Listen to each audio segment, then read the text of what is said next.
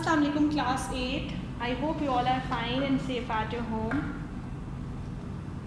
Today is 26th May 2021 and the day today is Wednesday.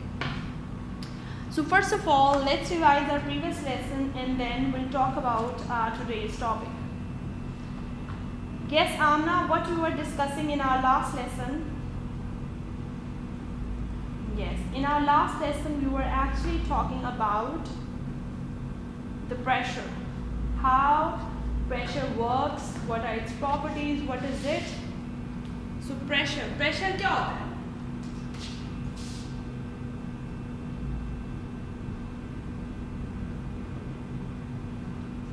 What is it? Pressure is actually, yes, pressure is a force applied on a unit area. Force applied on a unit area.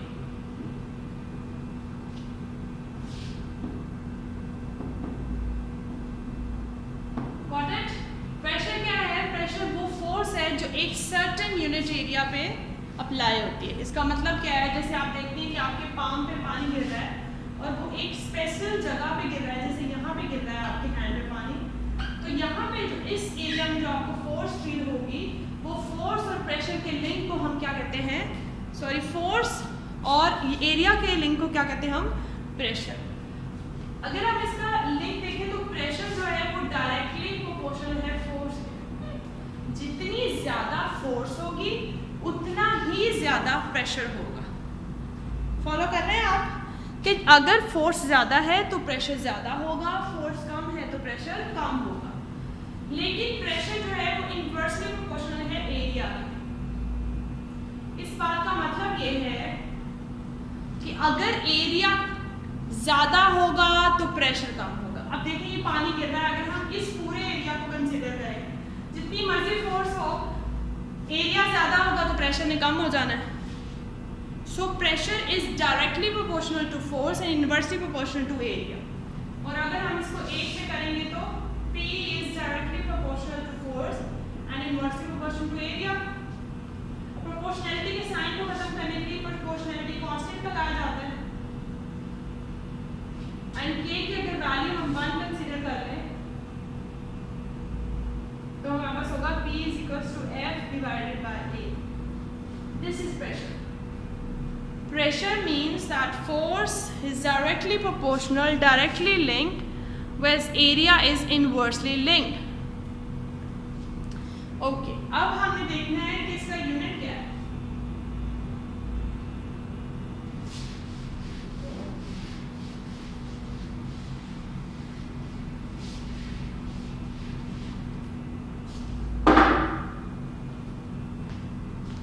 To find out about the unit,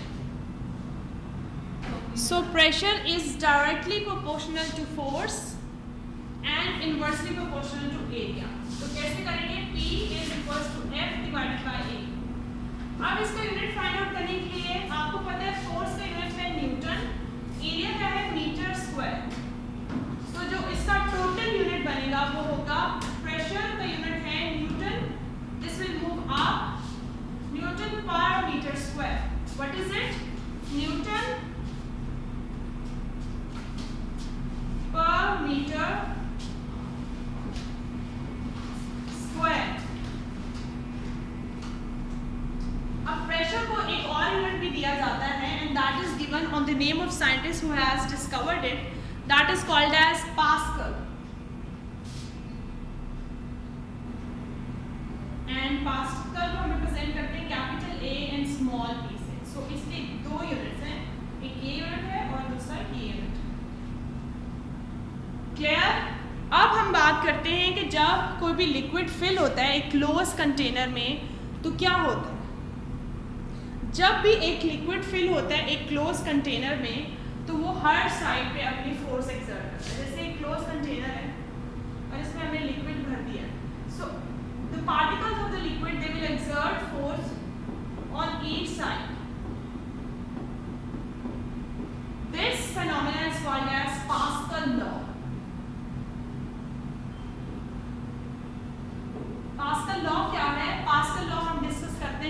मतलब हमने liquid fill किया होता है एक close container में और हम उसके बिहेवियर को डिस्कस करते हैं, तब हम पास्कल लॉ को डिस्कस करते हैं।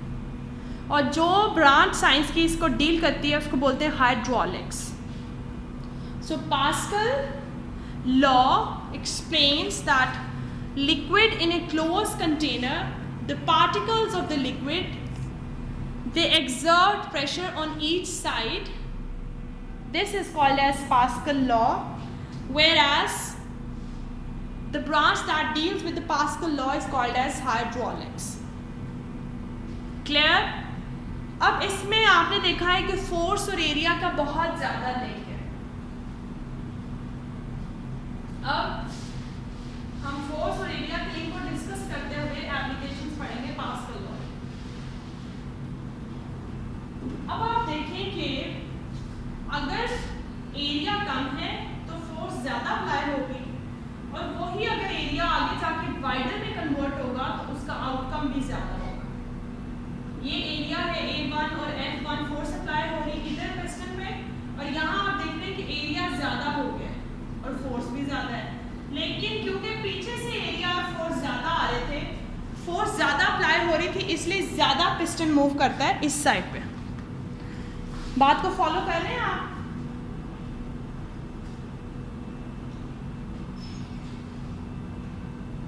बात ये है कि जब हम एक साइड से पुश करेंगे, एरिया कम है लेकिन फोर्स ज़्यादा अप्लाई होगी, क्योंकि ये दोनों भी तो इनवर्सली लिंक्ड है प्रेशर में। लेकिन जब वो एरिया कन्वर्ट होगा आगे बिगर एरिया में, तो ऑब्वियसली वो एक बिगर पिस्टन को मूव करेगा।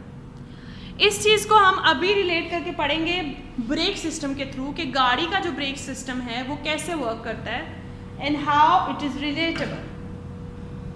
सो I am going to draw the diagram of hydraulic brake system and then we are going to discuss in detail. अभी हमने प्रेशर का पढ़ा है कि प्रेशर क्या होता है। Pressure is basically the force applied on a unit area, which is P is equals to F divided by A, और अगर हम उसका यूनिट फाइंड आउट करते हैं that is Newton per metre square, and scientist के name पे भी एक उसका यूनिट है, उसको हम पास्कल कहते हैं। नाउ पास्कल लॉ क्या है? Pascal law says the liquid in A close container and the particles of the liquid, they exert the pressure on each side of the container. When they exert pressure, this law is called as Pascal law, and the name is given on the name of the scientist who has discovered it. Got it? अब इसके बाद हमने area और pressure के link को पढ़ा है, और हम अब ब्रेक सिस्टम को पढ़ेंगे। Okay, this is the basic diagram of hydraulic brake system.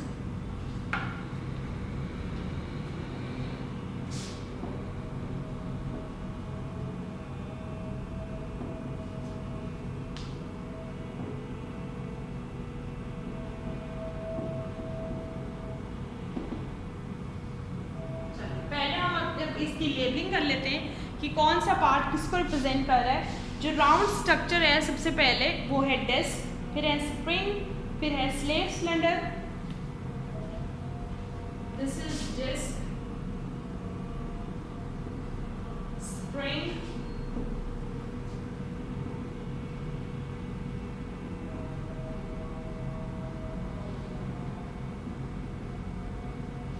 ये है व्हील। कि गाड़ी के ब्रेक सिस्टम की बात हो रही है। अच्छा, इसके बाद हमारे पास पैड है, पाइप है, स्मॉल पिस्टन और बिग पिस्टन है हमारे पास। So this one is large piston,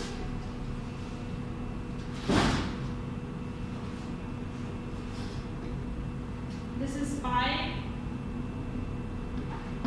this is small piston,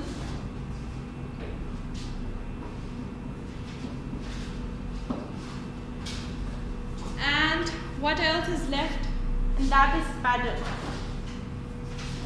This is pedal. अब question ये कि what is all this? This, so ये सारी जो चीज़ें हैं इसमें हम एक वो स्टडी कर रहे हैं जैसे हमने पहले देखा है कि अगर एरिया कम है और फोर्स अप्लाई हो रही है लेकिन एट द एंड आप देख रहे हैं उसका इफेक्ट ज़्यादा है। सो हाइड्रोलिक ब्रेक सिस्टम, ये आपकी गाड़ी के ब्रेक सिस्टम की बात हो रही है। नाउ व्हाट हैपन्स कि जब आप पेडल पे आप बहुत कम फोर्स लगाते हैं और पेडल जो है वो आगे यहाँ पे ब्रेक ऑयल होता है इसमें जिसको मूव करता है, वो प्रेशर से मूव होता है और यहाँ पे आके लार्जर पिस्टन जो है वो व्हीकल को क्या है वो रोक देता है। ये देखें आप कितना ज़्यादा इंटरेस्टिंग फैक्ट जो है उसमें पूरा प्रोसेस इन्वॉल्व हो रहा है कि आपकी गाड़ी किस तरह all of a sudden stop कर जाती है। टू स्टॉप द कार ये हाइड्रोलिक ब्रेक सिस्टम यूज़ होता है। हाइड्रोलिक आपने देखा है कि there is a liquid in it, liquid in a close container को हमने हाइड्रोलिक्स कहा था। In hydraulics brake system what happens, you apply a brake, you push the pedal and the piston moves, and as a result of it, it gives the pressure, gives the force to the larger piston, and ultimately it helps in stopping the car. That is it. This is hydraulic brake system. This is very interesting thing to know that area, पहले जो piston है small piston आप देख सकते हैं उसका area बहुत कम है, लेकिन आप देखिए उसके रिजल्ट पे होता क्या है कि आपकी पूरी गाड़ी रुक जाती है। So this is the system that is involve in your car, in the stoppage of your car, कि कैसे आपकी गाड़ी रुकती है और कैसे मूव करती है। और फिर जब आप पेडल से पाँव हटा लेते हैं तो ब्रेक ऑयल वापस मूव होता है and normally your car starts moving. Okay, that's all. आपने ब्रेक सिस्टम वाली जो एग्जांपल है I have explain it to you and you have to do the jack system assignment, jack system applications by yourself. And if there is any confusion, आपको कुछ समझ नहीं आ रहा तो you can tell me, we can discuss in the next class. I want to know that who is doing and watching my assignments and watching my these videos and doing the assignments properly, so you must know that what work I have given to you. So hydraulic brake system में क्या होता है, it is linked with the smaller area and bigger outcome. Smaller area is converted into bigger area and then outcome is very big. कि आपकी गाड़ी जितनी भी speed से चल रही होती है it ultimately stops. That's how it is. आगे हम डिस्कस कर रहे हैं कुछ छोटे से टॉपिक को, that is gas pressure in a container.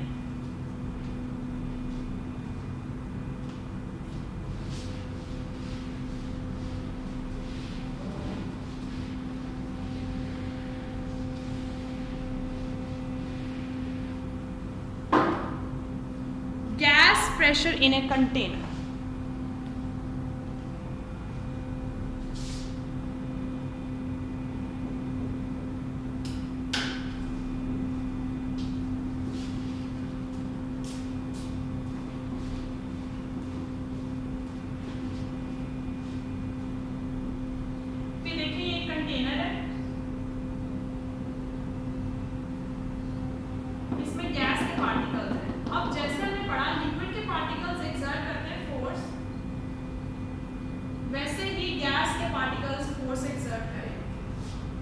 अगर तो देखिए वॉल्यूम गैस का कम है तो एज ए रिजल्ट क्या होगा, जो डिस्टेंस वॉल्यूम क्या होता है, space provided for the gas particles to move. If it's low that means ultimately they got some space to move and they can move in a better way. लेकिन अगर हम उस वॉल्यूम को कम कर देते हैं सो अल्टीमेटली प्रेशर क्या होता है, इंक्रीज हो जाता है। So as a result what happens, colliding force ज़्यादा हो जाएगी और जो प्रेशर एज ए रिजल्ट जो गैस जो प्रेशर अप्लाई कर रही हैं वॉल्स पे कंटेनर पे वो इंक्रीज हो जाएगा। अब वो इंक्रीज क्यों होता है, देखो वॉल्यूम कम होगा तो जो पार्टिकल्स वो एक दूसरे से ज़्यादा टकराएंगे, जो वो एक दूसरे से ज़्यादा टकराएंगे तो वो उसी फोर्स से जाके वॉल्स के साथ टकराते हैं, जिसकी वजह से अल्टीमेटली जो है प्रेशर इंक्रीज हो जाता है। ठीक है, now you know that how it differentiates from the liquids to more light liquids. उसमें हमने बात की थी कि एक्सर्ट करते हैं सारी साइड्स पे वॉल्स पे जो पार्टिकल्स हैं प्रेशर, और force. But in case of gases, एक कंटेनर में अगर हम पार्टिकल्स को फिल करते हैं तो वो एक दूसरे के साथ टकराते हैं और फिर वो प्रेशर एक्सर्ट करते हैं वॉल्स पे। और अल्टीमेटली अगर आप वॉल्यूम को डिक्रीज करेंगे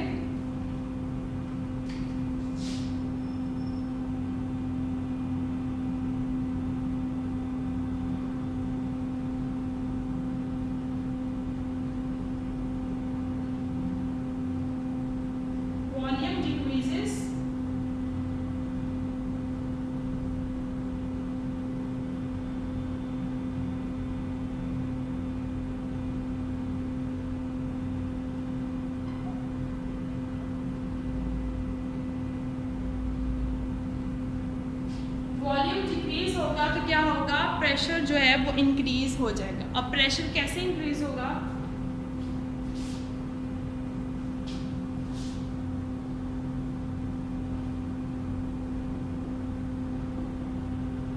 collision of gas particles increase. तो देखिए वो एक दूसरे के साथ टकराते हैं और फिर उसी फोर्स के साथ अदर डायरेक्शंस में मूव करते हैं। So that's about it. ऐसे मूव करते हैं पार्टिकल्स जब वो एक कंटेनर में फिल होते हैं। Okay students, I hope it's clear now. Well, for homework, what you have to do, you have to go to your exercise, means chapters exercise, and you have to solve question number 7.2, part number A, 1, 2, 3 and 4. It is defined the following: force, area, pressure and hydraulics. And then you have to do 7.3 as well, that says about give the commonly used unit of area and pressure, states Pascal law. इतना भी आपने करना है। तो आपने कौन कौन से क्वेश्चंस करने हैं, 7.3 के 7.2 के first 4 parts and same is 7.3. So homework is 7.2 1 to 4 parts, 7.3 1 to 4 parts. That's all. This you have to do. Okay students, that's all from my side. I hope आपको समझ आ रहा है, और अगर कुछ भी ऐसा है जो आपको समझ नहीं, आप बुक पढ़ेंगे तो आपको पता चलेगा कि हम पढ़ क्या रहे हैं। और अगर कुछ ऐसा है जो आपको समझ नहीं आया, so you can ask me, right? There's no problem in this. I'm always here. I'm available for any type of query related to your concepts in science subject. Else you have to complete your assignment. और जिन बच्चों ने अपनी पिछली assignments नहीं complete की, उनको मैं बार बार कह रही हूँ कि आप अपनी असाइनमेंट्स कंप्लीट कर लें, क्योंकि once the school will be open, so आपको इतना ज़्यादा टाइम नहीं मिलेगा पिछला काम करने के लिए, क्योंकि अगर आप पिछला करेंगे तो अगला काम कब करेंगे। Okay students,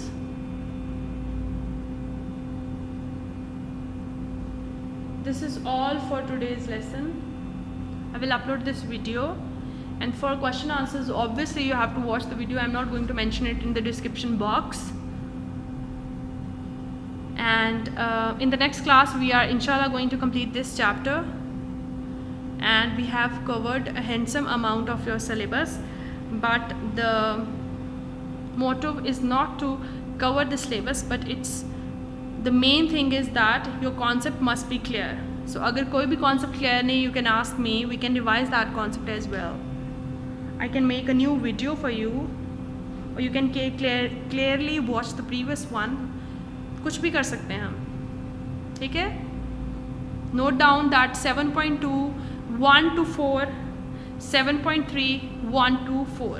या आपने अपनी कॉपीज पे काम करके मुझे सबमिट कराना है। ओके स्टूडेंट्स, अल्लाह हाफिज।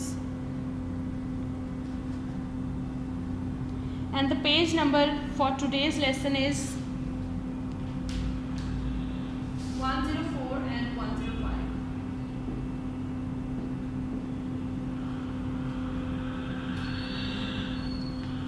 अल्लाह हाफिज, हैप्पी लर्निंग।